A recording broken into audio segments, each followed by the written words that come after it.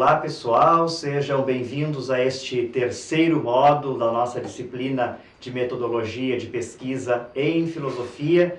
Nesta terceira videoaula, então, vamos dar continuidade a esta abordagem mais teórica a respeito da técnica, do método de ler e interpretar textos filosóficos.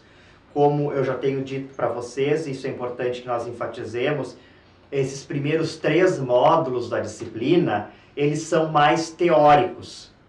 O que quer dizer isso? Nós estamos aqui lendo textos, enfim, estudando autores, no sentido de nos instrumentalizarmos, de aprendermos, bem dizer, esta é a melhor expressão mesmo, no sentido de aprendermos como que se faz a leitura e como que se faz a interpretação de um texto filosófico. Então, é uma abordagem bem mais teórica, e a partir do módulo 4, então, nós vamos partir para uma parte mais prática. Nós vamos, então, começar a efetivamente fazer a leitura e a interpretação e a análise, enfim, de alguns textos filosóficos importantes na história da filosofia. Claro, eu já tenho dito isso para vocês, mesmo que nesses 3 primeiros módulos nós estejamos fazendo uma abordagem mais teórica, ainda assim, ao passo que estamos lendo e estudando esses textos aqui, no sentido de aprender como ler um texto filosófico, nós também estamos considerando esses textos aqui como textos filosóficos e, em grande medida, já estamos fazendo também leitura e interpretação deles, não é? Então, é isso que eu quero destacar. Ainda que neste primeiro momento, nesses 3 primeiros módulos, nós estejamos fazendo uma abordagem mais teórica, nos instrumentalizando, não é, para aprendermos como se lê e como se interpreta um texto filosófico, nós já estamos efetivamente lendo e interpretando textos filosóficos. Porque esses autores todos aqui que tratam da metodologia da pesquisa em filosofia e que nos oferecem tantas dicas e tantas sugestões e tantas abordagens a respeito disso, eles estão fazendo, sim, certa filosofia da leitura filosófica. E isso vai ficar ainda mais claro hoje com o texto que nós vamos discutir. Então, discutimos no módulo 2 e também na segunda parte da primeira videoaula, discutimos então este texto do Joaquim Antônio Severino, como ler um texto de filosofia. Então, nós, na segunda parte da primeira videoaula, nós analisamos a apresentação, e depois, na videoaula 2, nós analisamos o capítulo 1, ou primeira parte, né? Aqui no livro está dito primeira parte, mas é o capítulo 1, e eu já disponibilizei para vocês também a segunda parte do livro do Severino, isto é, o capítulo 2, no qual o próprio Severino procura aplicar o método que ele propõe na primeira parte. Então, vocês não deixem o texto do Severino, digamos assim, o que eu quero dizer para vocês? Esse texto do Severino, intitulado Como Ler um Texto de Filosofia, cuja exposição foi feita na segunda parte da primeira videoaula e nas 2 partes da segunda videoaula. Esse texto ele deve ser lido em complementariedade com o capítulo 2 deste mesmo livro, porque é só lendo, no momento em que lermos esses 2 textos, é que vai fazer sentido. Então, por um lado, o capítulo 1 do livro do Severino, onde nós temos uma abordagem eminentemente teórica acerca de como se ler o texto, e no capítulo 2, ou parte 2, chamem lá como quiserem, o Severino então procura aplicar esta metodologia a um texto do Paulo Freire. Então é muito importante, vou enfatizar isto, né, para que nós possamos considerar concluída, digamos assim, concluído este estudo do livro do Severino, é preciso que sejam lidos e estudados as 2 partes, a parte 1 e a parte 2, isto é, o capítulo 1 e o capítulo 2, que está disponibilizado para vocês, tá? Então, isso ainda fazendo algumas observações em relação ao texto do Severino. Hoje nós vamos passar para um outro texto, esse livro aqui dos autores franceses, Dominique Fauchard e Jean-Jacques Wundenburger. O título desta obra é Metodologia Filosófica, é um clássico da metodologia de pesquisa em filosofia. Isso aqui nós poderíamos fazer um curso inteiro, uma disciplina inteira só para analisar esse livro aqui. Então tem bastante conteúdo, mas nós vamos pegar apenas o capítulo 1 desta obra, porque, como eu tenho dito para vocês, está no plano de ensino. O objetivo da nossa disciplina é ler e interpretar textos filosóficos. Então, outras questões referentes a, enfim, a outras coisas que fazem parte da metodologia de pesquisa em filosofia vão ficar para outro momento. Aqui nessa disciplina nós estamos enfatizando e focando especificamente na leitura e na interpretação de textos filosóficos. Então vamos pegar apenas o capítulo 1 desse livro aqui do Dominique Fauchard e do Jean-Jacques Wunenburger, para que nós possamos fazer progredir nessa disciplina. Então vocês percebam, né, os textos que eu estou escolhendo, eles estão em continuidade, né, existe uma progressão, eles vão retomando, um vai retomando o outro, existe uma sequência, Então, se vocês forem fiéis, né, e forem acompanhando passo a passo o que está sendo proposto na disciplina, né, videoaula por videoaula, texto por texto, leitura complementar por leitura complementar, tarefa por tarefa, né, uma coisa de cada vez, uma depois da outra, exatamente como está sendo postado no ambiente virtual, lá no Canvas. Vocês vão obter êxito no final da disciplina, não é? Mas então não sejam teimosos, né? Não sejam indisciplinados, né? Procurem seguir a sequência. Enfim, então vamos lá para o texto do Fauchard e do Wunenburger, Metodologia Filosófica, o capítulo 1, intitulado A Leitura dos Textos. Enfim, eu fiz um xerox aqui do texto para que eu pudesse riscá-lo, né? Esse exemplar aqui é da biblioteca, para que eu pudesse riscá-lo. Já fiz a enumeração dos parágrafos aqui. Dessa vez eu não vou enumerá-los junto com vocês para a gente não perder tempo, mas pelas minhas contas são 149 parágrafos.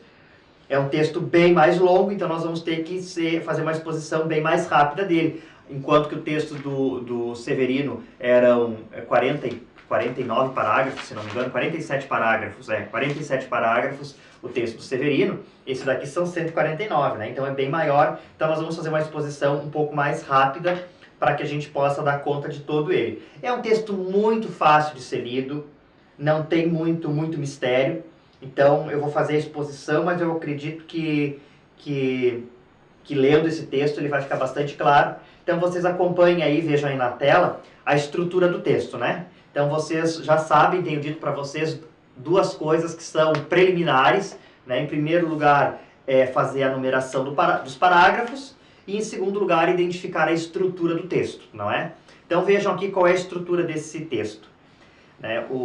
Esta unidade, como o Severino propõe, o Severino usa a expressão ali logo na preparação, ele usa a expressão delimitar uma unidade de leitura. Então, qual é a nossa unidade de leitura aqui? A nossa unidade de leitura aqui é o capítulo 1 do livro do Dominique Fauchard e do Jean-Jacques Wunenburger, tá? Essa é a nossa unidade de leitura. Já fiz a enumeração aqui, vocês façam aí também, 149 parágrafos, e agora vamos ver a estrutura deste texto, vejam aí. Então, ele está dividido fundamentalmente em duas partes, esse texto do Fauchard e do Wunenburger. A primeira parte se intitula, em forma de pergunta, Por que ler textos filosóficos? E aí ele coloca 3 elementos, uma relação necessária, uma relação original e uma relação difícil. Então isto aqui compõe a primeira parte deste capítulo 1. E a segunda parte, que é bem mais extensa, então se intitula Como ler os textos filosóficos e se divide em cinco partes. A primeira ele intitula A Biblioteca, dividida em 2 partes, frequentar os livros e a biblioteca pessoal. Depois, que textos ler, dividido em 3 tópicos, os textos filosóficos e outros, os textos de acompanhamento, e depois, isto aqui que ele chama de seguir a espiral certa. Em terceiro lugar, a leitura em prática. E aí, ele vai colocar aqui 3 diretrizes, digamos assim, de como praticar a leitura, né? A leitura rápida, a leitura aprofundada e o treinamento misto.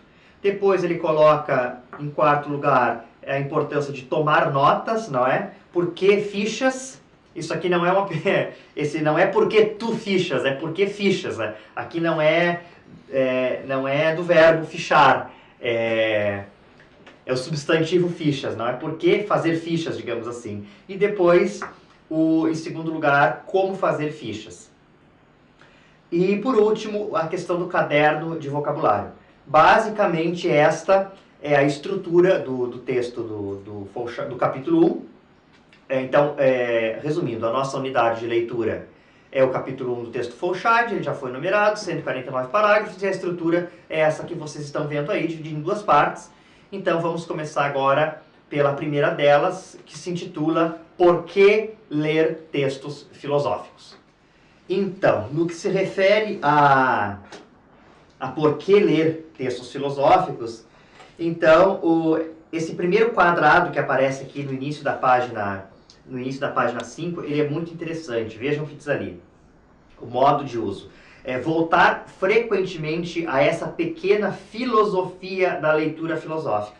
Então, essa expressão é muito interessante, porque os autores franceses, aqui, eles estão propondo que este capítulo 1 aqui, do livro deles, contém certa filosofia da leitura filosófica.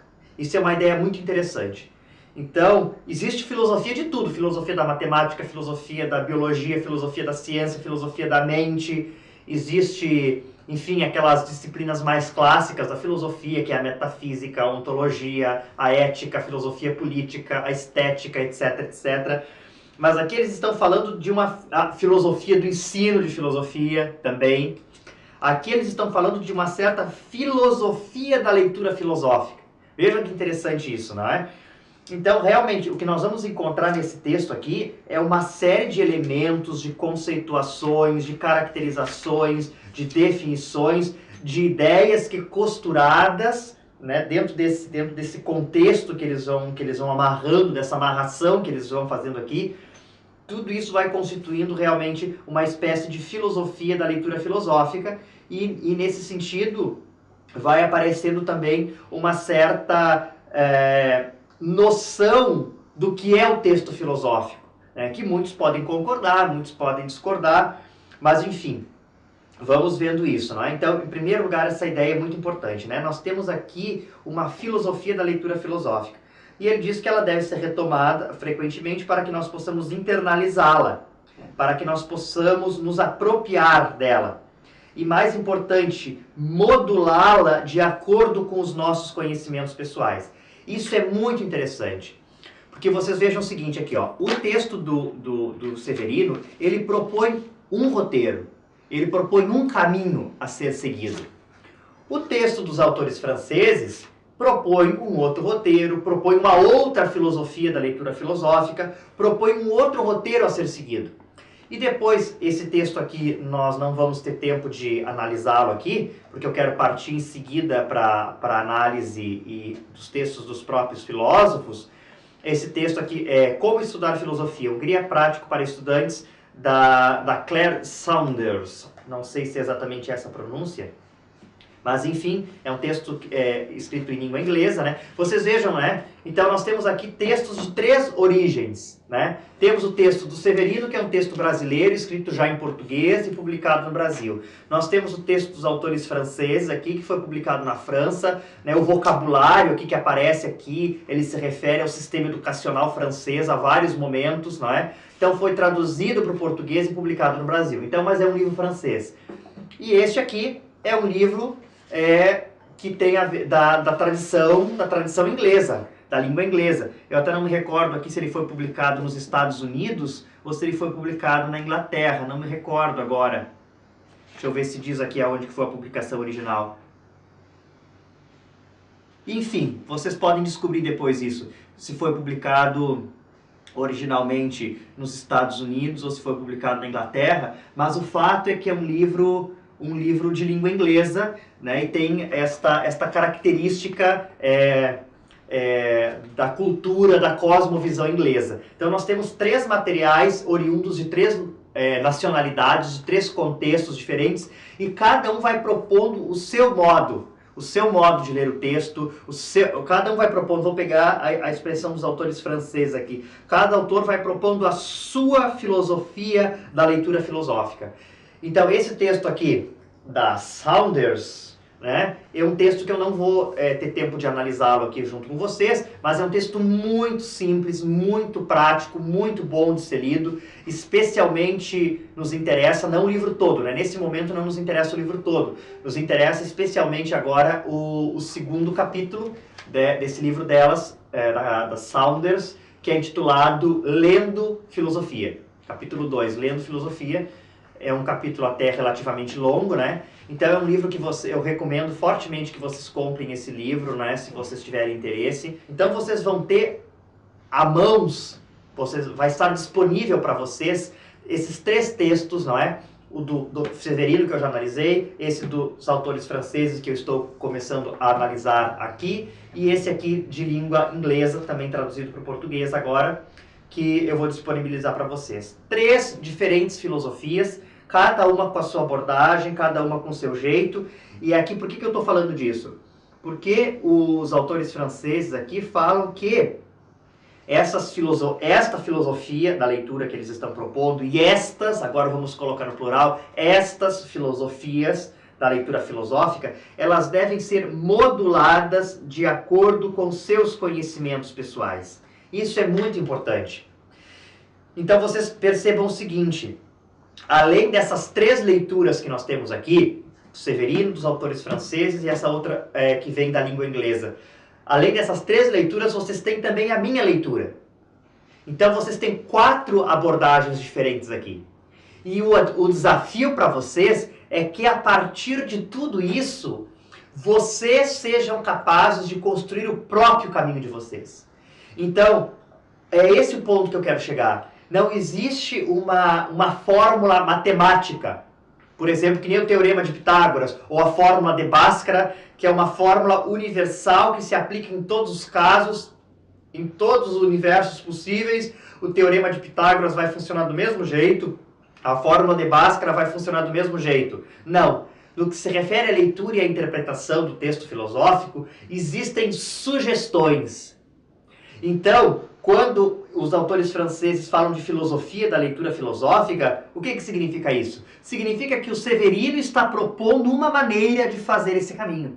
Significa que os autores franceses estão propondo uma outra maneira de fazer esse caminho. Significa que a Saunders aqui e os coautores que ajudaram ela na elaboração desse livro aqui estão propondo também um caminho, estão sugerindo um caminho. E eu, enquanto professor, que estou fazendo a leitura de todos esses materiais, que estou acompanhando vocês nessa disciplina, que estou propondo essas leituras, que estou propondo textos filosóficos para serem lidos e interpretados e analisados, etc., também estamos fazendo sugestões, mas nada disso retira a necessidade de vocês encontrarem o próprio caminho de vocês. É o que eles estão falando aqui, modular tudo isso de acordo com os nossos conhecimentos pessoais, com a nossa experiência pessoal, não é? A fim de, consequentemente, clarificar seus objetivos e ajustar, vejam bem essa expressão aqui, ó, ajustar suas práticas a cada etapa dos seus progressos. Então, é preciso modular tudo isso à realidade de vocês. É preciso ajustar tudo isso à realidade de vocês.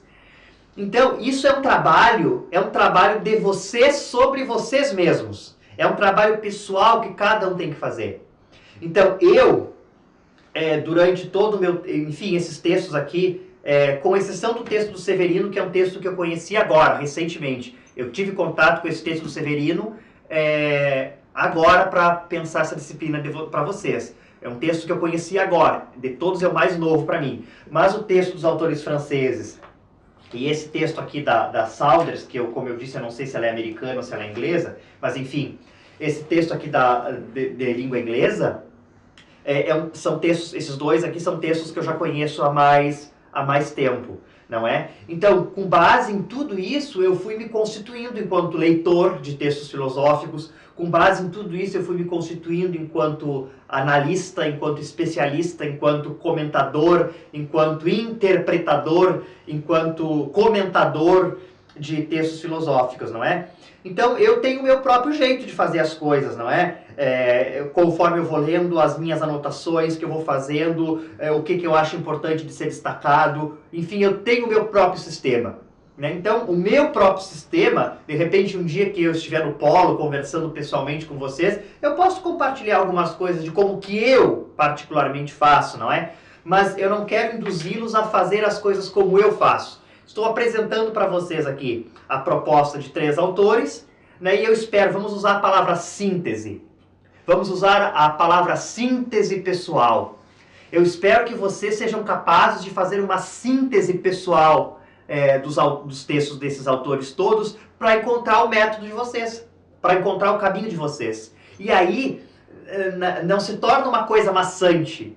Entende? Eu tenho medo que vocês tomem esses livros aqui ao pé da letra e aí fique uma coisa matemática. Não, agora em primeiro lugar eu tenho que numerar. Não, depois em segundo lugar eu tenho que fazer o esquema. Em terceiro lugar eu tenho que fazer a ficha. Em quarto lugar eu tenho que fazer não sei o quê. Em quinto lugar eu tenho que fazer o quê. Depois eu tenho que recapitular. Depois eu tenho que refletir. Depois eu tenho que problematizar. Não, gente. Aí vocês vão ficar um robozinho.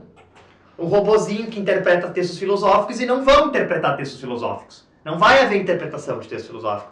Vai se tornar uma coisa pesada, uma coisa maçante, e a leitura e a interpretação do texto filosófico, que ela é uma coisa cansativa, porque a gente tem que se debruçar sobre o texto e ficar horas a fio, às vezes, em cima de um único parágrafo, para conseguir entendê-lo, né? Por exemplo, o texto da minha dissertação eu devo ter lido, sem exagero, umas 50 vezes. Sem exagero.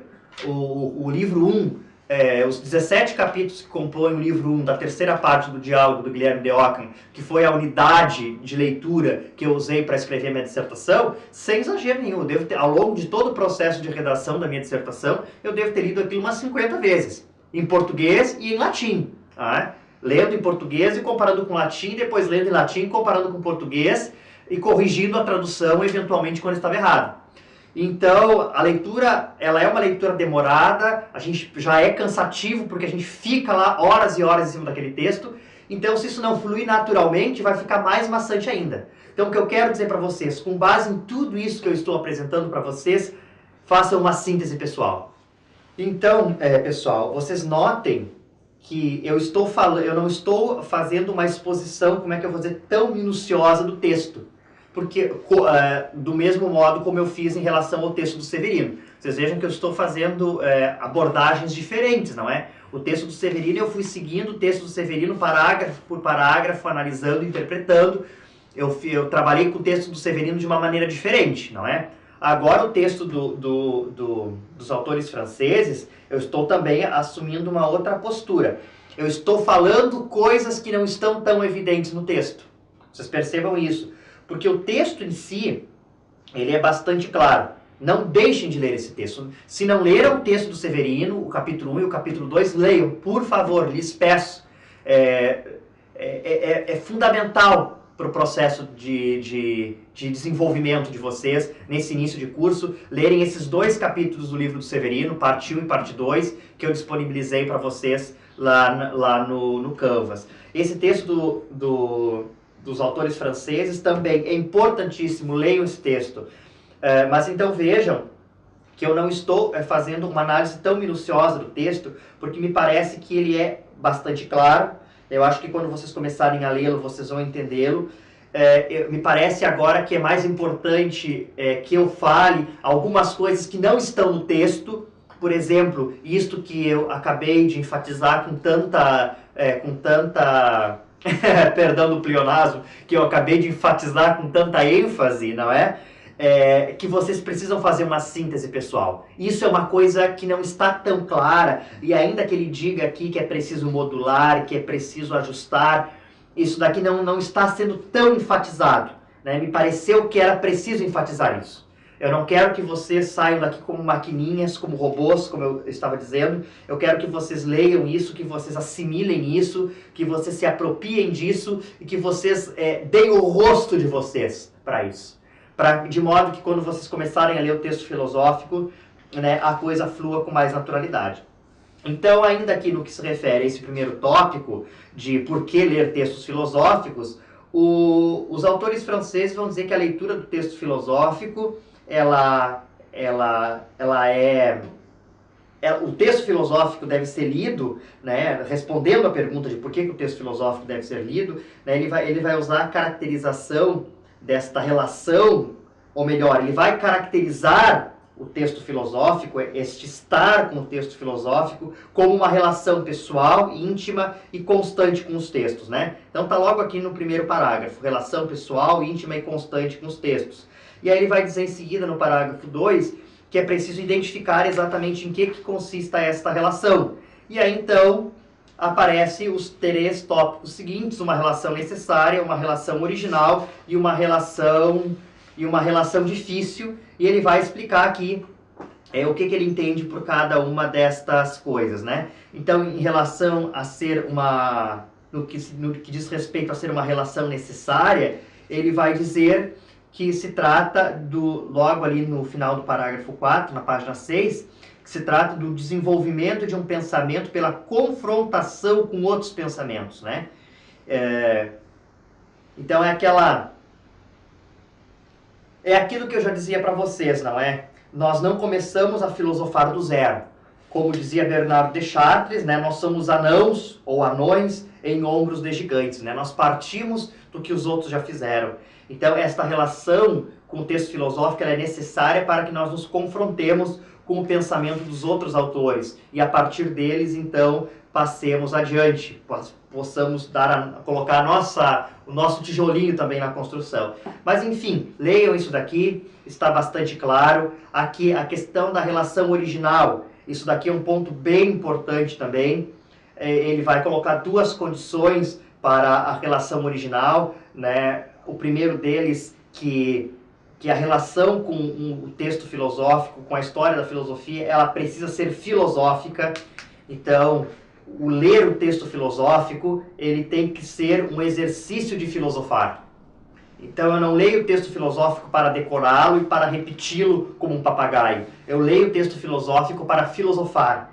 Então, conforme eu estou lendo o texto filosófico, eu estou me apropriando do texto filosófico, eu estou pensando, eu estou refletindo, eu estou pensando novamente aquilo que já foi pensado. E como eles dizem, pensar novamente o que já foi pensado é pensar. Não interessa se já foi pensado. Quando eu penso de novo, eu estou pensando. Então, quando eu estou repensando o que os outros já pensaram, eu estou filosofando a partir daquilo que os outros já filosofaram.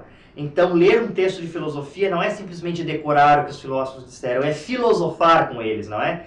Então, isso ele vai caracterizando e depois ele vai dizendo por que é uma relação difícil, enfim, um pouco das dificuldades que nós temos, dos termos técnicos, que os filósofos vão usando, a linguagem complexa e tudo mais, não é? Então, ela é uma relação difícil. Então, neste primeiro momento do texto dos autores franceses, eles colocam esses 3 elementos, né, da relação necessária, da relação original e da relação difícil.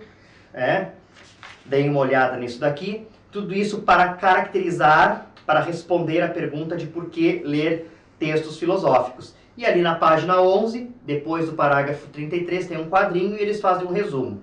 Aí eles dizem: a leitura dos textos filosóficos é condição necessária para uma cultura filosófica pessoal. Com certeza, a gente não vai ter cultura filosófica, a gente não vai adquirir cultura filosófica se nós não lermos os textos filosóficos. E em segundo lugar, a história da filosofia é filosófica ou não é? Então, se nós não lermos os textos de filosofia filosofando com eles, não adianta de nada. Nós vamos nos tornar papagaios repetindo e decorando e depois repetindo aquilo que nós lemos, não é? E por último, eles colocam que ler um texto é repensá-lo, e repensar é sempre pensar. Então, esse é um ponto muito, muito importante. Quando eu estou lendo o texto, eu estou repensando, e ao repensá-lo, eu estou filosofando junto com os autores que os pensaram por primeiro, não é? Então, meus caros, eu acho que em relação a esta primeira parte do livro, ou melhor, esta primeira parte do capítulo 1 do livro dos autores franceses era isto. Vejam que eu não fiz, como eu dizia, uma análise muito minuciosa do que eles estão dizendo, porque eu acho que quando vocês lerem aqui vai ser bem fácil de entender. E a estrutura é esta, não é? Eles estão mostrando para responder à pergunta por que ler textos filosóficos, eles caracterizam, né, isto como uma relação e definem essa relação como necessária, original e difícil, e aqui eles vão dizendo o que eles entendem exatamente, com detalhes sobre cada uma delas. Então não deixem de ler este texto, tá certo? Então, na segunda parte desta terceira videoaula, nós vamos nos dedicar então à segunda parte deste capítulo 1 do texto do Severino.